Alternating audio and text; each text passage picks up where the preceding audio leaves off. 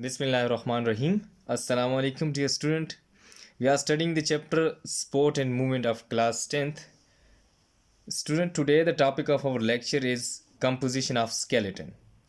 In the previous lecture, we have discussed about the appendicular skeleton, in which we have discussed that the appendicular skeleton consists of the four parts. One is pectoral girdle, second one was forelimbs, which consist of arms and hands. Then we have discussed the pelvic girdle, and then we have discussed hind limbs, which consist of legs and feet. After this, we have discussed the role of skeletal system in our body, that how a skeletal system play roles in our body. So come towards the today lecture, which is about the composition of skeleton. Student, इससे पहले हमने appendicular skeleton भी पढ़ा, axial skeleton भी पढ़ा.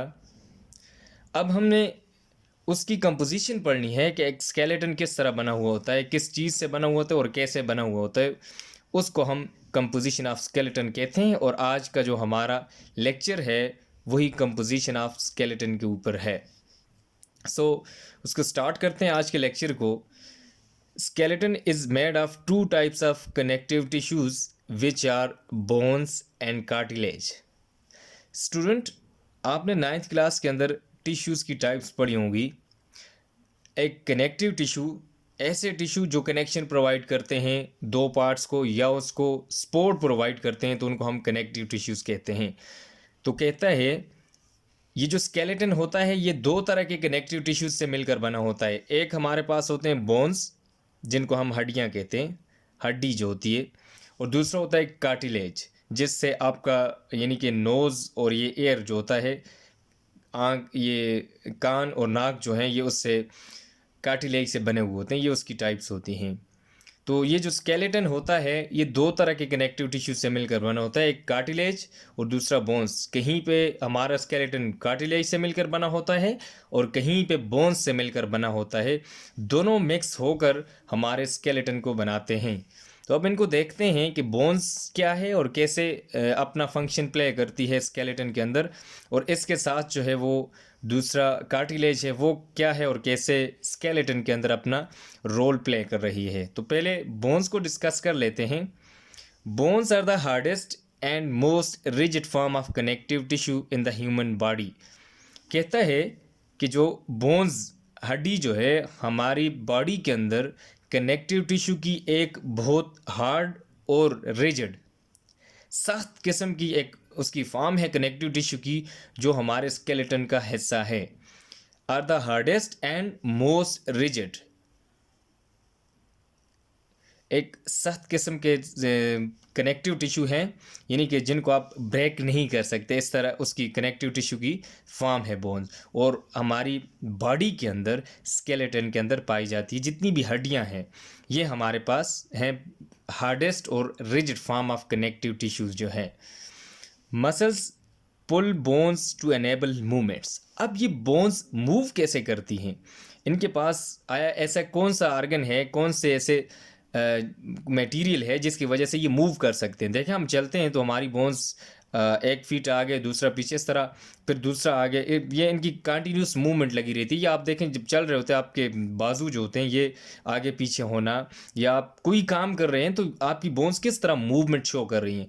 तो ये जो इनकी मूवमेंट है ये मसल्स की वजह से है. मसल्स उन बोन को पुल करते हैं, क्योंकि मसल्स के पास ये तो हमारे इफेक्टर हैं. मसल्स जो भी काम करना होता है ये इफेक्टर्स तक मैसेज जाता है और फिर ये एनर्जी उस पर लगाते हैं किसी भी चीज़ को, बोन्स के ऊपर, तो वो बोन्स फिर आगे मूव करती है, उस काबिल हो जाती है कि वो उस जगह से मूव कर सके. तो मसल्स बेसिकली किसी भी बोन्स को मूवमेंट कराने में हेल्प करते हैं. अब इसके फंक्शंस पढ़ते हैं इसके बाद कि बोन्स के फंक्शन क्या है.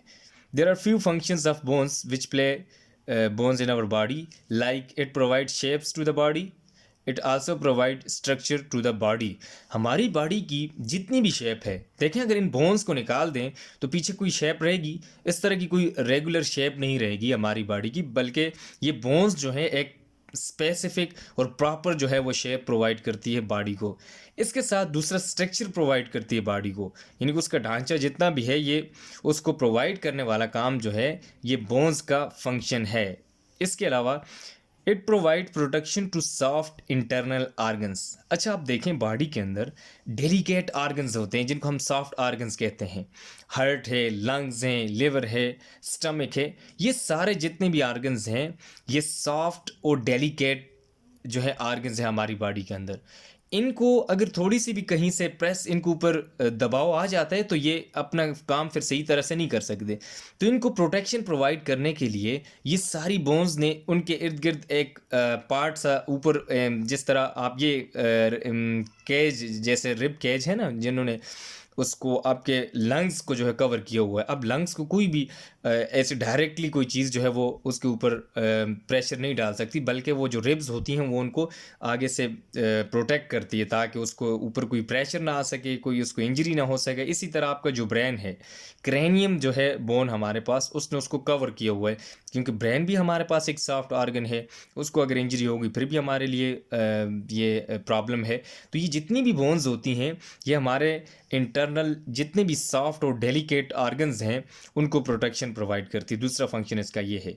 अच्छा, इसके अलावा bones also contain bone marrow which produce RBCs, डब्ल्यूबीसीज एंड प्लेटलेट्स।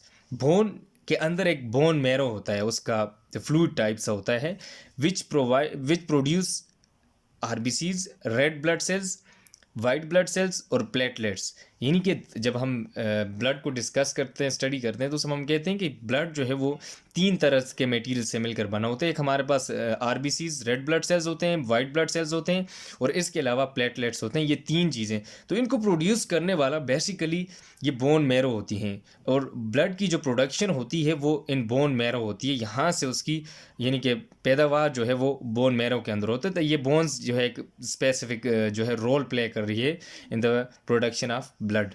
बॉडी के अंदर यानी कि ब्लड को पैदा करने के लिए बोन मैरो जो है वो मौजूद होते हैं इनसाइड बोन। इसके बाद है स्ट्रक्चर ऑफ बोन। अब स्ट्रक्चर पढ़ते हैं कि बोन किस तरह की होती है। The hard white outer layer of bone is called compact bone. Bone का जो आउटर लेयर होती है, वाइटिश लेयर जो होती है, उसको हम कहते हैं कम्पैक्ट बोन, यानी कि सख्त किस्म की बोन होती है जो आउटर मोस्ट होती है। किसी भी बोन की देखें, अगर उसके आउटर मोस्ट जो बोन होती है उसको हम कम्पैक्ट बोन कहते हैं। यहाँ पे आप देख लें, ये डायग्राम के अंदर ये शो की हुई है। देखें ये बोन है, तो इसकी ये जो आउटर मोस्ट ये है ऊपर कवरिंग सी जो है वाइटिश कलर की। आप किसी भी अगर आप बड़ी ईद के दिनों देखें, जब कोई जानवर आप ज़बह करते हैं तो उसकी हड्डी जब देखें तो वो वाइटिश कलर की होती है, उसकी लेयर जो ऊपर होती है, तो उस लेयर को हम कम्पैक्ट बोन कहते हैं। ये उसकी स्ट्रक्चर हम डिस्कस कर रहे हैं। Matrix material is present in animal cells in which more specialised structures are embedded. कहते हैं मैट्रिक्स मटेरियल प्रेजेंट होता है इन्हीं एनिमल सेल्स के अंदर, बोन के इनसाइड, जो इसके अंदर एक स्पेशलाइज्ड स्ट्रक्चर जो है वो एम्बेडेड होती है। उसको आगे हम डिस्कस करेंगे कि किस तरह वो जो स्ट्रक्चर्स उसके अंदर एम्बेडेड होती हैं वो अपना फंक्शन कैसे परफॉर्म करती हैं और कौन सी होती हैं। Bone contain matrix contain collagen fibres. ये जो मैट्रिक्स होता है जो इनसाइड बोन प्रेजेंट होता है, इसके अंदर कोलेजन फाइबर्स प्रेजेंट होता है, और ये इसको इलास्टिसिटी प्रोवाइड करता है, और उसके अंदर जेल लाइक मूवमेंट, यानी कि जैसे एक जेल अपना फंक्शन परफॉर्म करती है, तो इस तरह ये कोलेजन फाइबर्स जो होता है ये अपना फंक्शन परफॉर्म करता है। It is saturated with calcium phosphate. ये जो मैट्रिक्स होता है ये कैल्शियम फास्फेट के साथ सेचुरेट हुआ होता है। जो कैल्शियम आपने पढ़ा होगा कि जितनी भी बोन्स होती हैं इनमें जो हार्डनेस होती है ड्यू टू कैल्शियम होता है। तो यहाँ कैल्शियम के साथ फास्फेट, और ये जो है मैट्रिक्स ये सेचुरेटेड हुआ होता है, यानी कि उसके साथ मिला हुआ होता है कैल्शियम फास्फेट के साथ। It gives strength to the bone. ये जो कैल्शियम फास्फेट और कोलेजन फाइबर्स या मैट्रिक्स, ये सारी चीज़ें क्या करती हैं, बोन्स को स्ट्रेंथ प्रोवाइड करती हैं, उसको मजबूती देती हैं। इसकी वजह से कोई भी बोन जो है वो सख्त होती है। In matrix bone cells called osteocytes are present in spaces called लेकुनाई।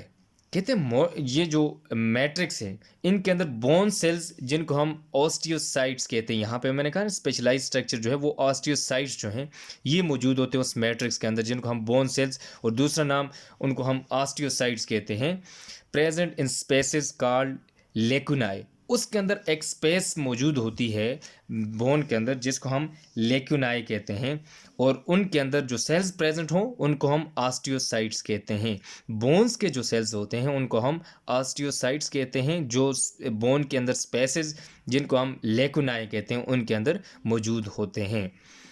It also contains nerve fibers and blood vessels which keep osteocytes alive।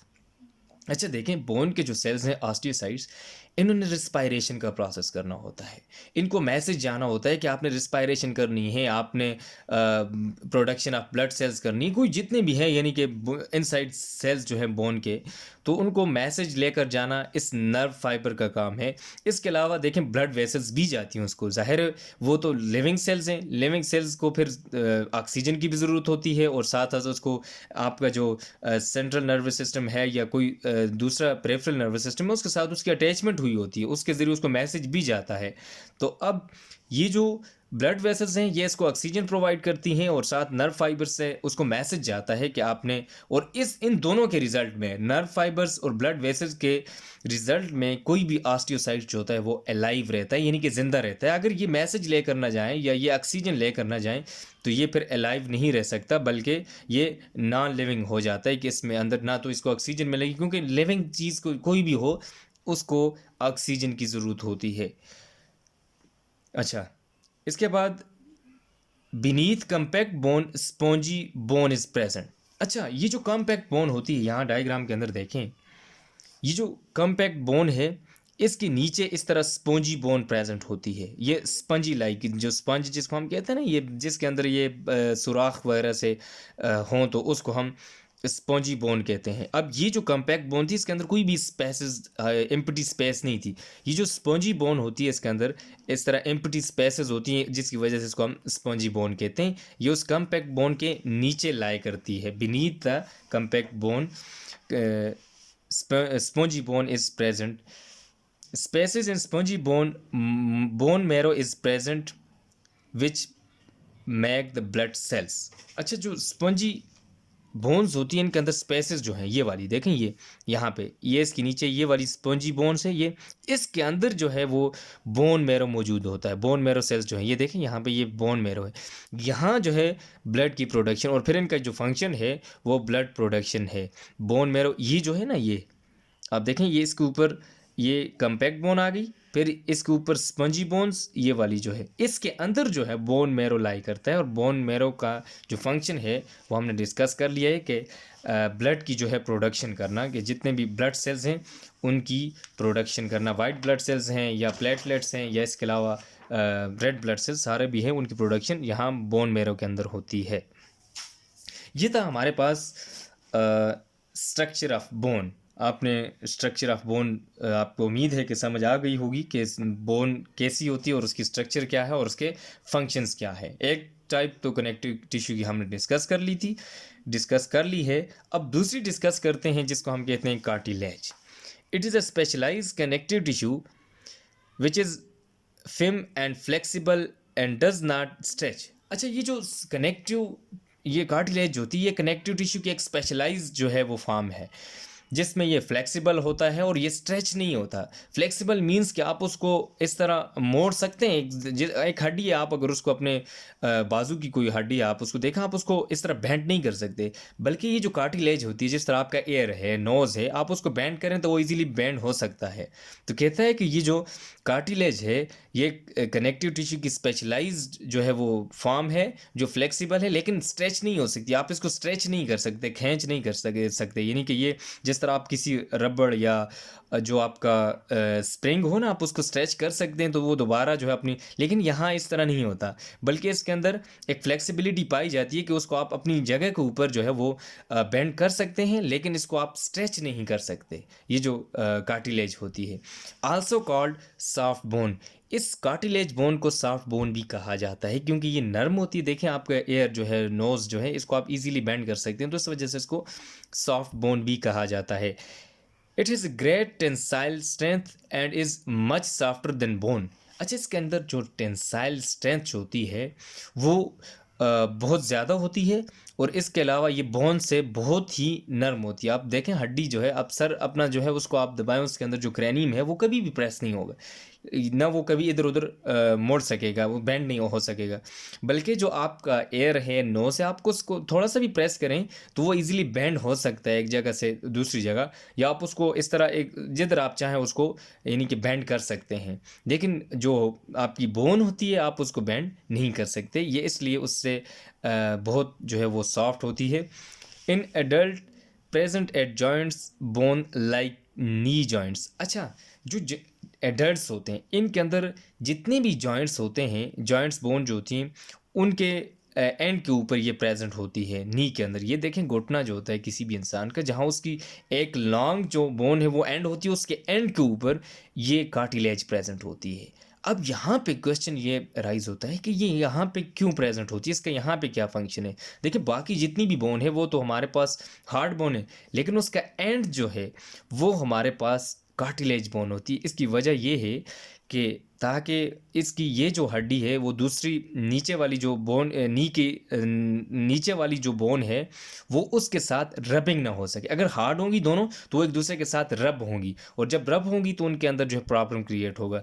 तो ये जो कार्टिलेज वहाँ पे प्रेजेंट होता है ये उसको रबिंग से अवॉइड करता है ताकि ये एक दूसरे के साथ रब ना हो सके। अगर रब हों भी इनके अंदर फ्लेक्सिबिलिटी होती है, ये ईजिली एक दूसरे के साथ अगर वो हो भी जाएं, एक दूसरे के साथ इनका आमना सामना हो भी जाए तो इतना नुकसान नहीं होता, बल्कि वो एक दूसरे को जिस तरह आप दो रबड़ लें उनको आप बेशक प्रेस करते रहें उन पर कोई असर नहीं पड़ता, लेकिन इसके अलावा आप किसी और चीज़ जो सख्त होती हैं वो इस तरह, ये तो लिविंग होती है, वो हम नॉन लिविंग की बात कर रहे हैं। लिविंग जब आप किसी चीज़ को इस तरह एक दूसरे के साथ जो है रब करते हैं तो वो फिर उसके जो सेल्स होते हैं वो डिके होना स्टार्ट हो जाते हैं, वो फिर प्रॉब्लम क्रिएट हो जाता है। Flexible portion of nose and external air called पिना। अच्छा, जो आपका नोज़ है वो फ्लेक्सिबल पोर्शन है, उसके अंदर कार्टिलेज प्रेजेंट होता है, और इसके अलावा पिना जो होता है एक्सटर्नल एयर जिसको हम कहते हैं, स्मॉल सा पोर्शन होता है एयर के जिसको पिना कहते हैं, तो वो जो है उसके अंदर कार्टिलेज मौजूद होता है। Amorphous gel like substance is present in extra cellular spaces. अच्छा, ये जो कार्टिलेज जो होता है इसके जो एक्स्ट्रा सेलुलर स्पेसेस हैं उनके अंदर amorphous gel like substance present होता है। अब ये जेल लाइक स्ट्रक्चर जो है इसकी वजह से इसके अंदर जो है वो फ्लेक्सिबिलिटी पाई जाती है। It contains gel like material contain collagen fibres. अब वो जो कोलेजन फाइबर्स जेल जो होती है उसके अंदर कोलेजन फाइबर्स होता है और इसकी वजह से उसके अंदर फ्लेक्सिबिलिटी पाई जाती है। Cells of cartilage is called chondrocytes. अच्छा, जो कार्टिलेज के सेल्स होते हैं उसको हम कॉन्ड्रोसाइट्स कहते हैं, बोन के को हम ऑस्टियोसाइट्स कहते हैं, और ये जो कार्टिलेज के सेल्स होते हैं इनको कॉन्ड्रोसाइट्स कहते हैं। ये एमसीक्यूज पॉइंट ऑफ व्यू से बड़ा इंपॉर्टेंट है कि बोन के जो सेल्स हैं उनको क्या कहते हैं और कार्टिलेज के जो सेल्स हैं वो उनको क्या कहा जाता है। तो ये एमसीक्यूज के पॉइंट ऑफ व्यू से बड़ा इंपॉर्टेंट पॉइंट है, ये याद रखें कि कार्टिलेज के जो सेल्स होते हैं उनको कॉन्ड्रोसाइट्स कहते हैं।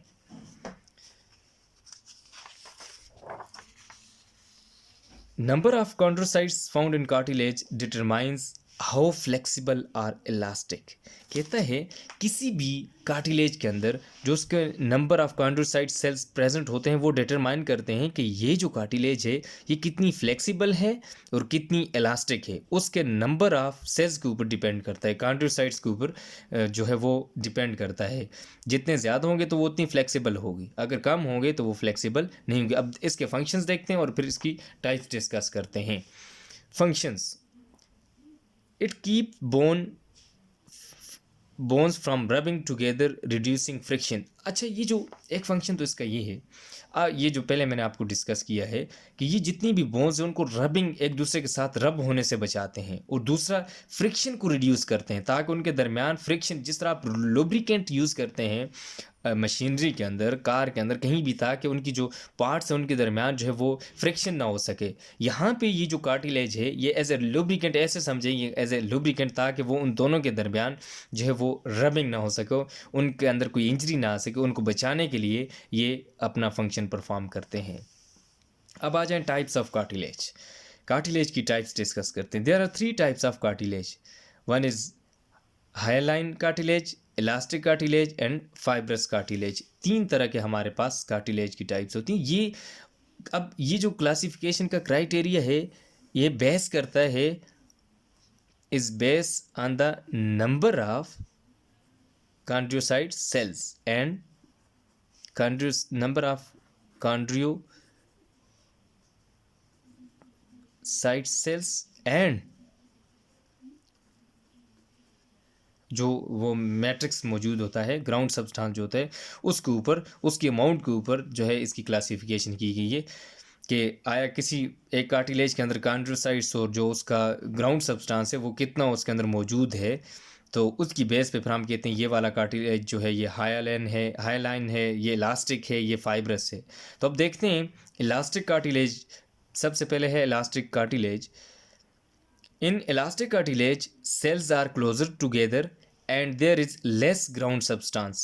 कहते हैं ये जो इलास्टिक कार्टिलेज है इसके अंदर सेल्स जो है वो क्लोजली, देखें एक दूसरे के साथ क्लोजली है। इनके अंदर जो कॉन्ड्रोसाइट सेल्स होते हैं इनका नंबर ज़्यादा होता है और एक दूसरे के साथ जुड़े हुए होते हैं, और इनके अंदर लेस ग्राउंड सब्सटेंस होता है, जो जेल एमार्फिस जेल लाइक सब्सटेंस जो होता है वो कम होता है यहाँ पे।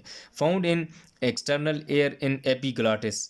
इसके अलावा देखें आपका जो एक्सटर्नल एयर है ये वहाँ पे पाए जाते हैं और साथ साथ एपिग्लॉटिस के अंदर ये पाए जाते हैं। ये इसकी स्ट्रक्चर है। देखें कि इलास्टिक के अंदर, इलास्टिक कार्टिलेज के अंदर जो कॉन्ड्रोसाइट्स जो हैं उनका नंबर ज़्यादा होता है, लेकिन इसके अंदर जो मटेरियल, जो ground substance gel like material जो होता है वो कम होता है।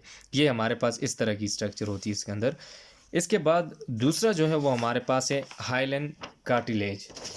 हाइलाइन कार्टिलेज जो होता है has less number of cells and more ground substance. इसके अंदर सेल्स का जो नंबर होता है वो लेस होता है as compare to the elastic, और ग्राउंड सब्सटेंस उससे थोड़ा ज़्यादा होता है। Found at ends of long bones in nose, ears, trachea, larynx, bronchi. यहाँ पे देखें आप, वहाँ पे सेल्स का नंबर ज़्यादा था, यहाँ पे और उससे कम हो गया। तो जिसके अंदर सेल्स का नंबर कम हो और साथ ग्राउंड सब्सटेंस जो है वो थोड़ा सा इंक्रीज़ कर जाए तो उसको हम कहते हैं कि ये हमारे पास हाइलाइन कार्टिलेज है। फिर इसके बाद तीसरी जो है वो fibrous cartilage has least number of cells so it has maximum ground substance. इसके अंदर least number of chondrocyte cells जो होते हैं, ये देखें ये कॉन्ड्रोसाइट सेल्स हैं इसके अंदर देखें, इससे पिछला जो हमने पढ़ा उसके अंदर देखें उनके अंदर ज़्यादा होता है, फिर इसके अंदर कम, फिर इसके अंदर कम। ये तीसरा जो इसके अंदर बिल्कुल ही सेल्स जो होते हैं वो कम हो जाते हैं और ग्राउंड सब्सटेंस ज़्यादा हो जाता है। फाउंड इन इंटरवर्टेब्रल डिस्क, जो आपकी बैकबोन होती है उसके अंदर वर्टेब्रल डिस्क जो होती है उसके अंदर ये वाली फाइब्रस कार्टिलेज पाई जाती है। Student, this was all about the today lecture. Now I would like to sum up our today lecture. Student, today we have discussed the composition of skeleton, which consists of two form of connective tissue. One is bone and second one is cartilage. We have discussed in detail that bone is the hardest form of the connective tissue which provides support and protection to the cell. And then we have discussed the function of the bone, that it also produce the blood cells in our body.